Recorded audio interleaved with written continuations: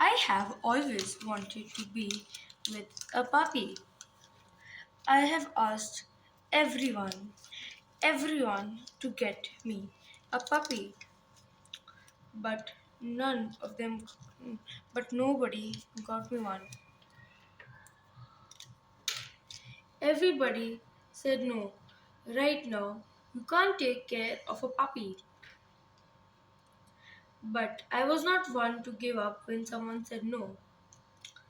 I filled my wish list with puppies. Whenever someone asked me what I want as a gift, I would only have one reply, that I want a puppy. So- but my parents still did not agree. They did not bring me a puppy, but they did bring me a fish. They thought that if I was responsible enough with a fish, then they will get me a puppy. So I fed them on time and took perfect care of them, and my parents were impressed.